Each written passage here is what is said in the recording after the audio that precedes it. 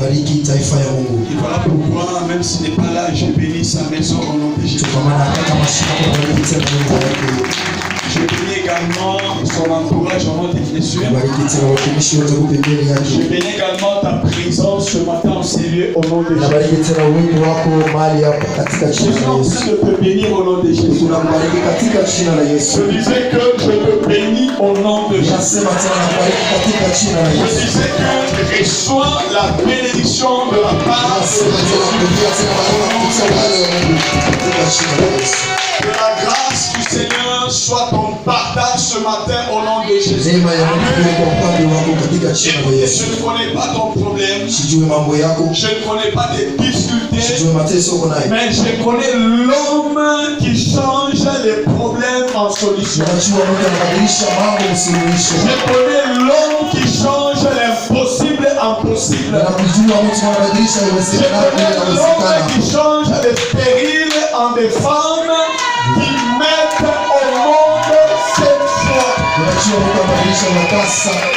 Je connais l'homme qui tire de la poussière les gens qui sont enfoncés dans la pauvreté et les élève à la dimension d'être riches. Je connais l'homme qui tire ceux qui sont déjà morts dans la force des morts afin de leur redonner la vie. Et je te parle de l'homme de Jésus. Ils sont les bienvenus dans ta vie. Et qui remplace tes maris que tu peux réussir ta vie au monde. Afin de te faire entrer dans les esprits glorieux au nom de Jésus.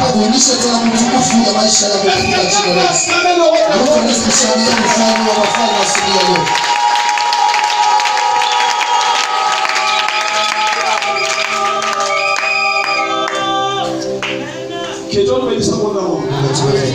Mais je désire pendant ce court moment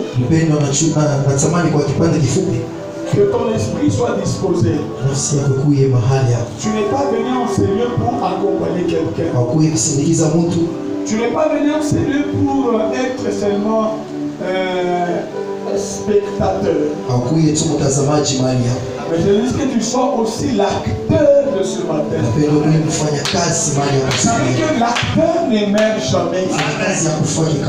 Tout ce qui peut se passer, ça tourne tout autour de lui-même. Alors je dis que le Seigneur te mette aussi en scène afin que toute la grâce qui a été déversée dans ce culte trouve justement la place en toi. Alléluia. Dieu peut changer la vie d'une personne à cause d'une seule minute qu'on a passée dans sa présence.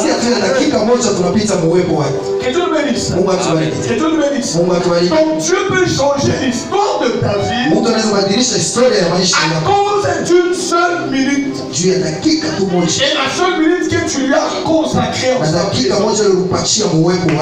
Alors tout au long de notre semaine, depuis mercredi et vendredi, nous entretenions sur le thème qui dit ceci: lève les yeux et du lieu où tu es, regarde. Et le texte de base, c'est Genèse chapitre 13, verset 14. Après qu'Abraham se soit séparé de son neveu Lot, Lot ayant choisi la meilleure portion selon lui, où il y avait un très bon paysage. Le pays était tellement arrosé. Et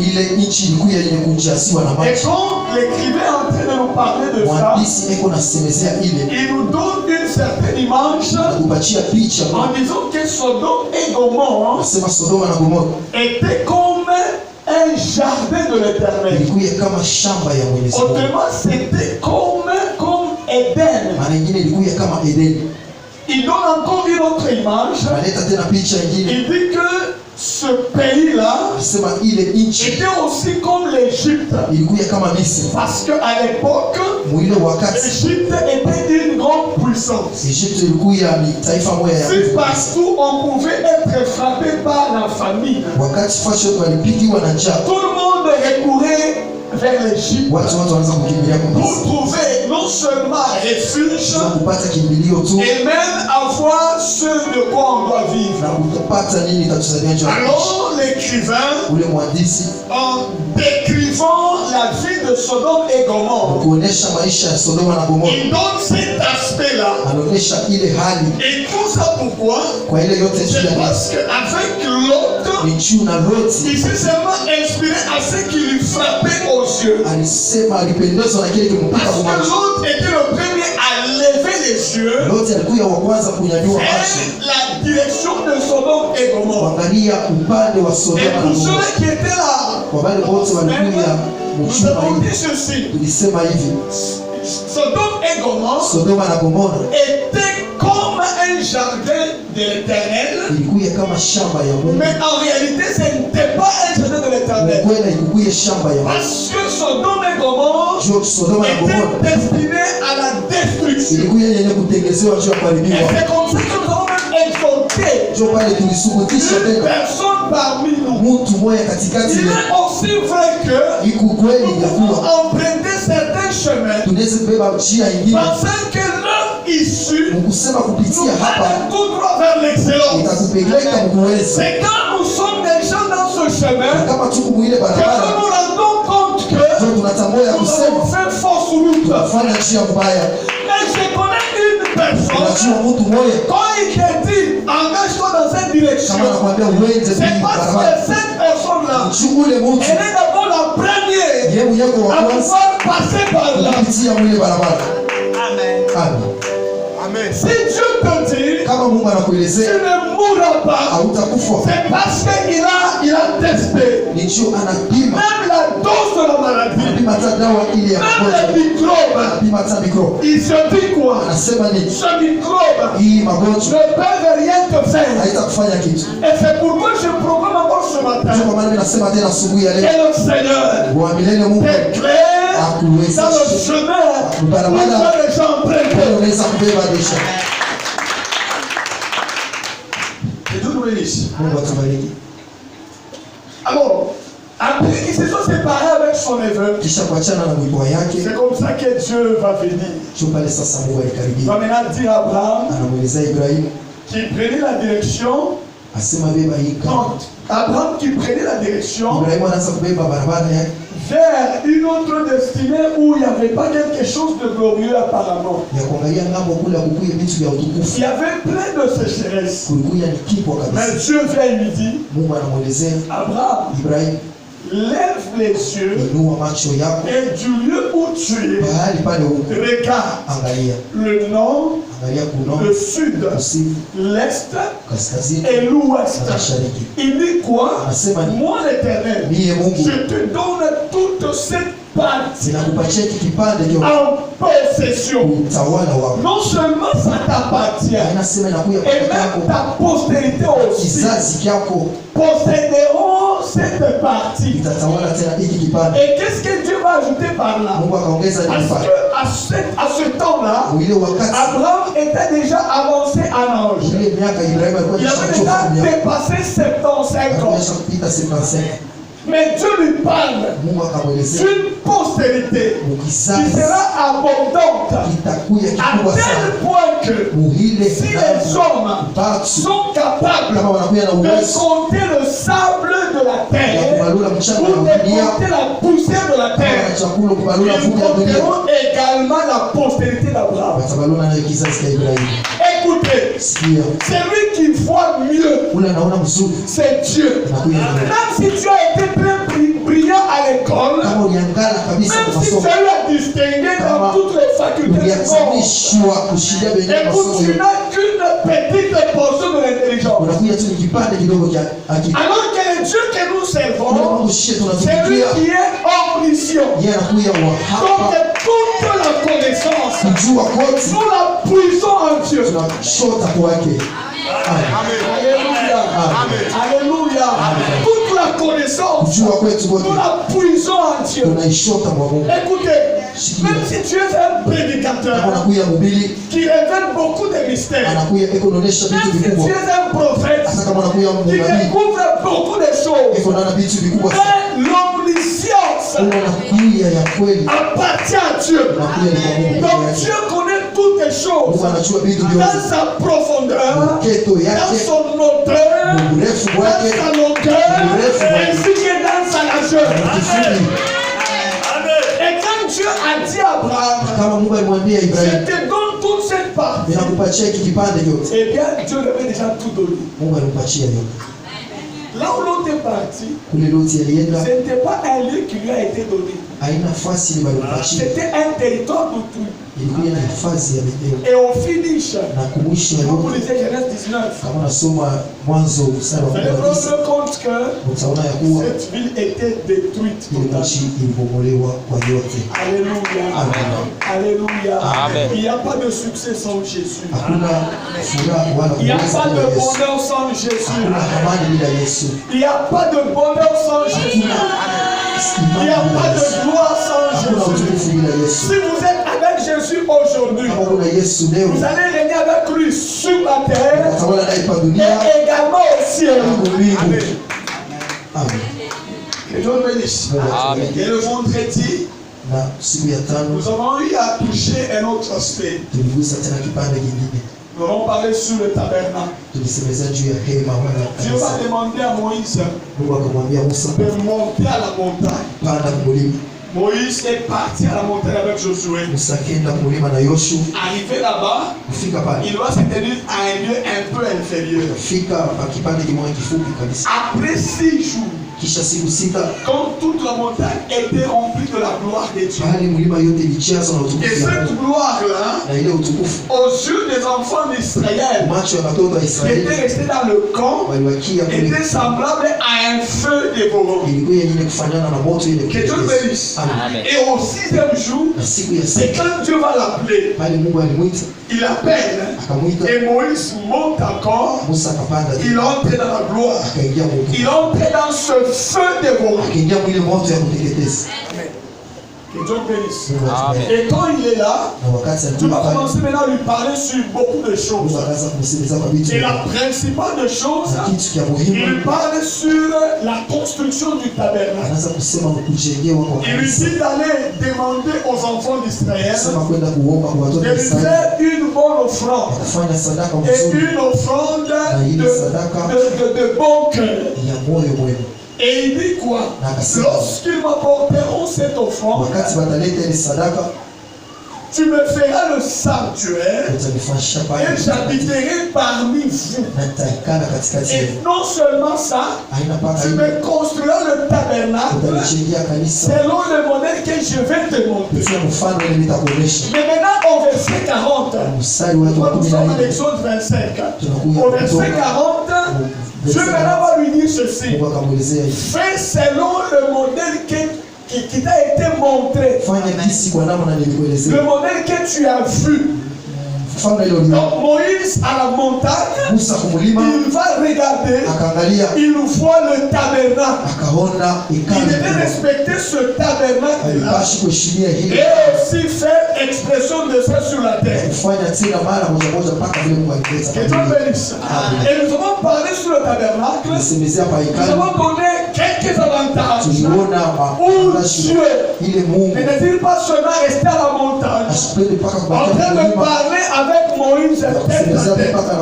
Mais Dieu, en ce moment-là, désirait également habiter parmi le peuple. Et nous avions dit quoi? Par rapport au tabernacle, le tabernacle maintenait la présence de Dieu au milieu de son peuple. Et donc Dieu était toujours là. En parlant du tabernacle, nous avons dit aussi ceci: nous l'appelons la tente du rendez-vous. Donc les hommes avaient aussi une occasion de pouvoir aller vers Dieu, d'aller rencontrer Dieu, et vice versa. Donc Dieu aussi venait au rendez-vous des hommes. Comme les hommes aussi allaient vers Dieu pour répondre à son rendez-vous. Ce tabernacle permettait également la meilleure sécurité des enfants d'Israël. Donc il n'y a pas un peuple sur la terre qui a vécu la protection par excellence. Ce n'est qu'Israël. Amen. Alléluia. Amen. Tout ça pourquoi? Qui peut toucher le peuple de Dieu? Parce que la Bible dit ceci. C'est lui qui te garde. C'est lui qui garde Israël. Ne sommeil ni ne dort.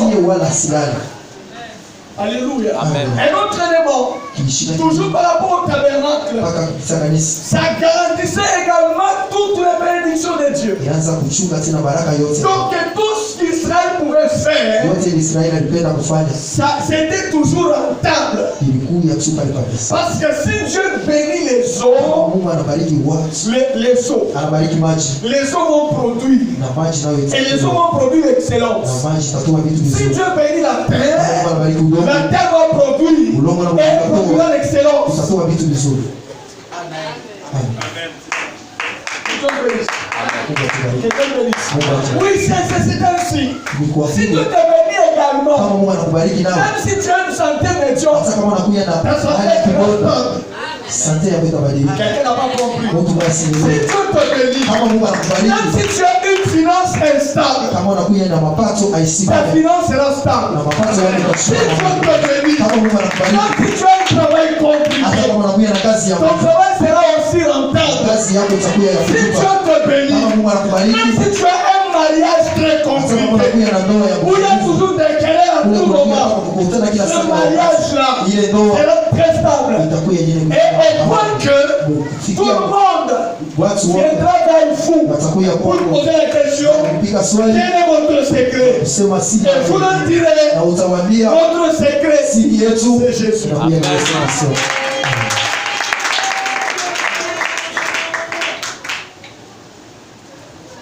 Que Dieu bénisse. Et nous avons eu à pouvoir actualiser le tabernacle par rapport au temple que nous occupons aujourd'hui. Nous venons ici et la parole de Dieu, elle est prêchée dans toute sa totalité. Et c'est quand nous écoutons la parole de Dieu, c'est quand Jésus touche nos cœurs. Écoutez, tous les rachetés de Jésus, ils ont le Saint-Esprit en eux. Mais quand nous venons ici, c'est là où Dieu nous parle directement. C'est là où Dieu guérit les âmes directement. C'est là où Dieu sauve les âmes directement. C'est là où Dieu se manifeste très puissamment. Et je vous ai donné aussi quelques désavantages. Quand vous occupez un terrain d'autrui, c'est que Dieu ne peut plus se manifester dans toute sa totalité. On est ensemble. Alléluia. Quand vous occupez la maison d'autrui, vous n'allez pas tout faire. Parce que vous êtes sous-dépendant de quelqu'un. Et c'est pourquoi je dis ceci. Ne vous sous-estimez pas. Je sais que Dieu vous bénira. Quelqu'un n'a pas compris. Je sais que Dieu vous bénira. Comme j'ai dit que je sais que Dieu vous bénira. Mais je chante cette fois-ci. Je sais que Dieu te bénira. Et quand Dieu te bénira, tu viendras avec la meilleure portion pour payer cette parcelle pour le Seigneur.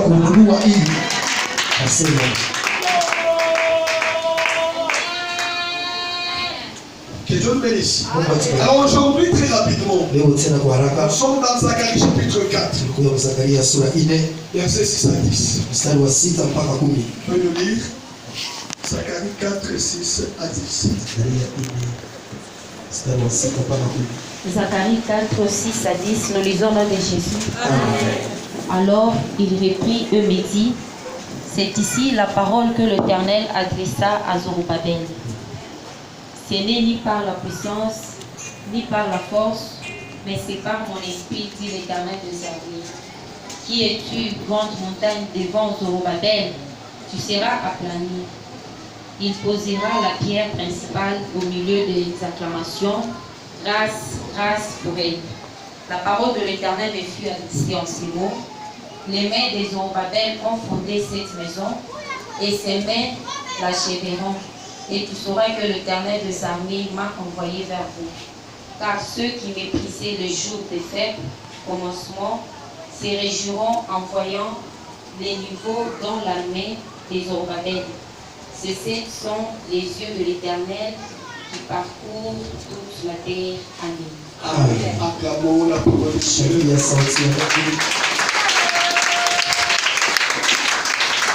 Est-ce qu'on peut acclamer la parole de Dieu avec ses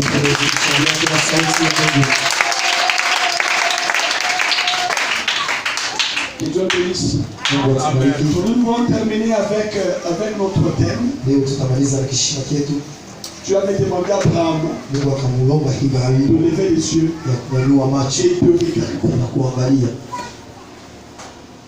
Et puis Dieu demande à Moïse, regarde très bien ce tabernacle et va aussi reproduire comme tu as fait. Alors ici, nous sommes dans un contexte où les enfants d'Israël quittent la captivité. Et quand ils rentrent chez eux, ils vont trouver que tout était déjà détruit. Il n'y avait plus de temple.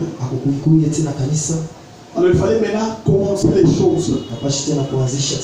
Et tout ça c'était par la main de Zorobabel, qui était gouverneur à l'époque, et Josué qui était le souverain sacrificateur. Et pendant ce temps, nous faisons face à une réalité des choses où nous voyons l'accompagnement du prophète Agé, et après nous voyons le prophète Zacharie. Ces prophètes ont accompagné Israël pendant qu'Israël faisait défi par rapport à la construction. Alors, Zorobabel comme gouverneur, il va essayer de tous ses moyens pour construire normalement le temple. Mais il va faire en certaines oppositions. Que Dieu bénisse.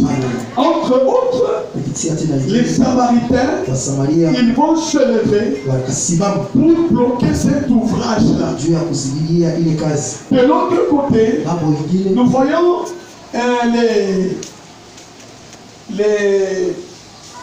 les Babyloniens sous une autre influence qui vont aussi arrêter les travaux. Et la construction de ce temple avait pris pratiquement 20 ans. Alors un jour, Dieu va toucher le prophète Zacharie pour lui dire, va vers Zorobabel et dis-lui ceci. Ce n'est ni par sa force, ni par sa puissance qu'il pourra construire ou terminer la construction de ce bâtiment. Mais dis-lui que c'est par mon esprit. Écoutez, en tant que gouverneur, il pouvait s'imposer parce qu'il était l'autorité même étatique à l'époque. Mais il a été buté à plusieurs difficultés. Mais Dieu va lui dire, c'est par mon esprit. Et l'autre dit, c'est quoi? Dieu lui dit ceci. Par rapport à cette opposition, que Dieu va présenter cela comme une grande montagne. Dieu va maintenant parler à cette opposition pour dire ceci. Qui est une grande montagne devant Zorobabel? Parce que tu seras aplani au milieu des acclamations. Que Dieu le bénisse. Et l'autre élément, Dieu lui dit ceci.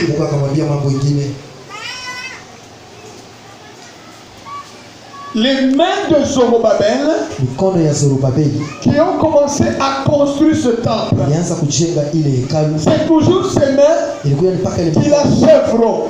Même s'il y a des gens qui n'acceptent pas ou qui méprisent les faibles commencements, quand les choses s'accompliront, ils vont maintenant commencer à se réjouir en acclamant également le Seigneur. Donc ce matin, Jésus me dit parler à l'église de Den en leur démontrant la pensée de Dieu. Même si vous êtes passé par beaucoup de secousses, d'ailleurs ça c'était pratiquement l'adresse du pasteur, même s'il est passé par beaucoup de secousses, mais le Seigneur est en train de dire ceci: ce n'est pas grâce à sa force ni grâce à sa puissance que les choses vont changer, parce que dans une vision on le voyait en train de sauter.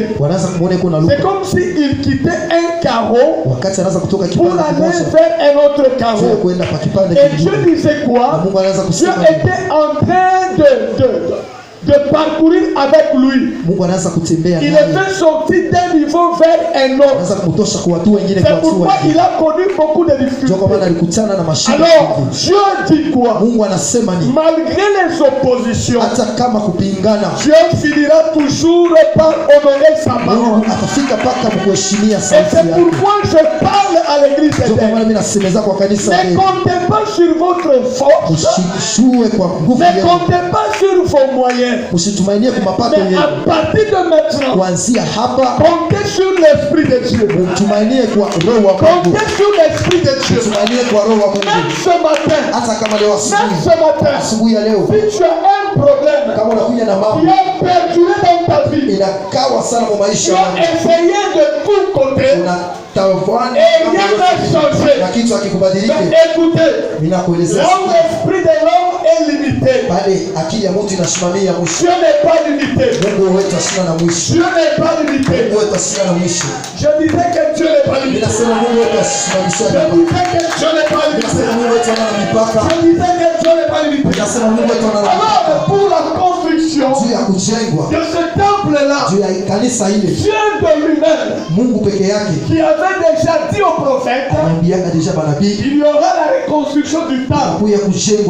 À partir de Zorobabel, à partir de ce jour-là, Dieu va maintenant s'engager dans la construction.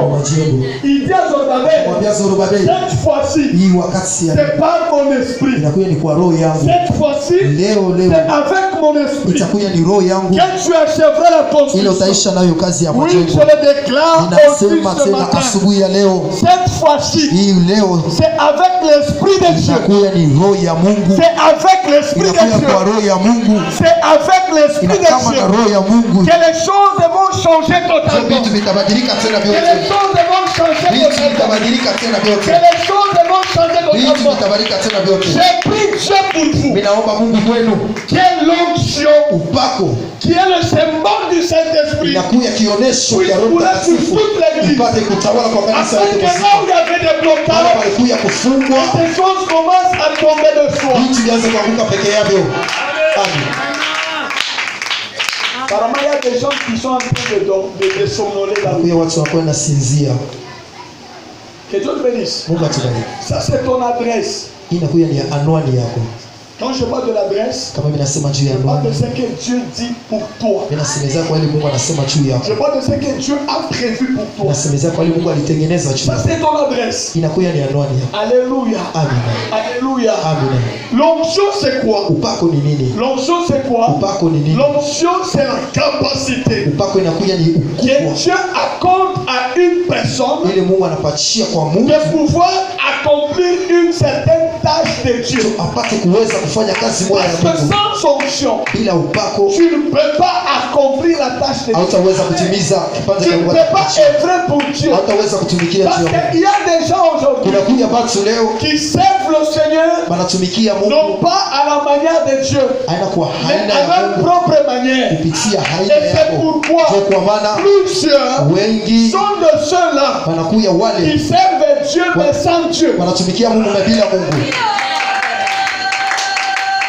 Je me répète. Plusieurs sont de ceux-là qui servent Dieu mais sans Dieu. Donc tu peux t'attacher à l'œuvre de Dieu alors que tu n'es pas appelé de le faire. Tu peux également t'attacher à l'œuvre de Dieu alors que tu n'as pas le revêtement. Parce que l'onction c'est le revêtement. Si dans l'armée il y a des gens qui portent les gilets pare-balles pour se protéger contre les crépitements des balles. Maintenant écoutez, dans les choses de Dieu, nous avons besoin de l'onction. L'onction qui constitue notre revêtement, notre bouclier. De telle sorte que s'il y a des flèches qui sont lancées contre nous, ça peut sembler arriver, mais ça ne fera rien. Ça ne fera rien. Ça ne fera rien. Ça ne fera rien. Vous allez comprendre une chose. Quand nous manquons l'onction, quand nous manquons le revêtement, nous sommes exposés. Même une balle perdue peut laisser tout le monde et vous atteindre facile. Et j'ai pris pour vous. J'ai pris Dieu ce matin. J'ai pris Dieu ce matin. Il vous communique son onction. Son onction. Pour rendre les choses faciles.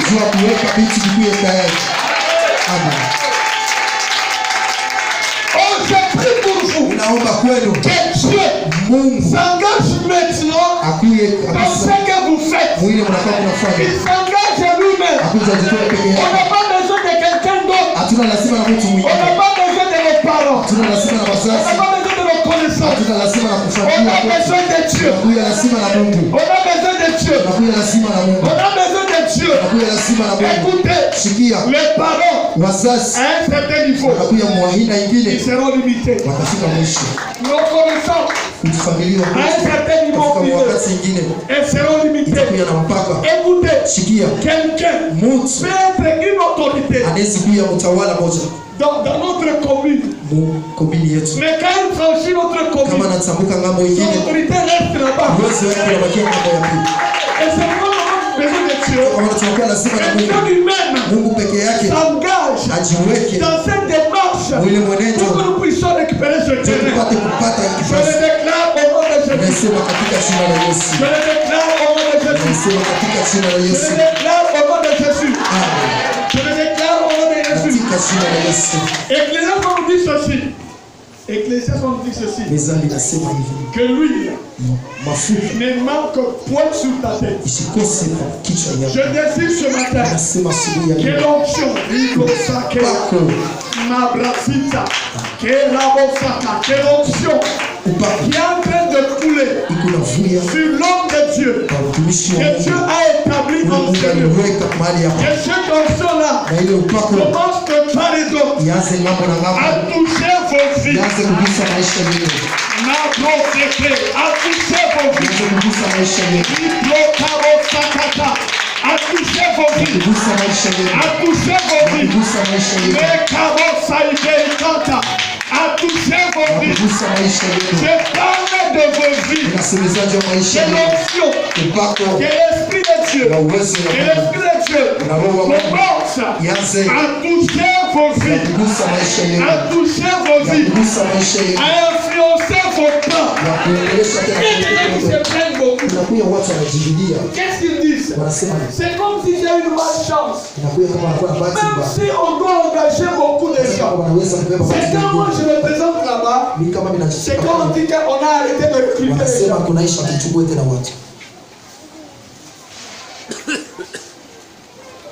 Que Dieu bénisse. C'est quand on a arrêté de recruter les gens. Il y a des gens qui se posent beaucoup de questions. Pour moi, mes relations n'aboutissent qu'au échec seulement. Écoutez, tu as besoin de l'onction.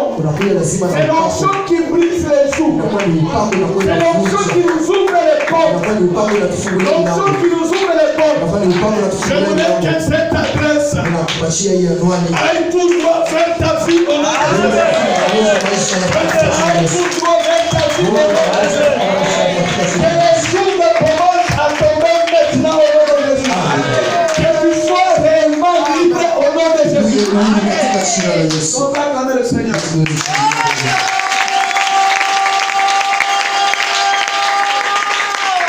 Écoutez ici, Dieu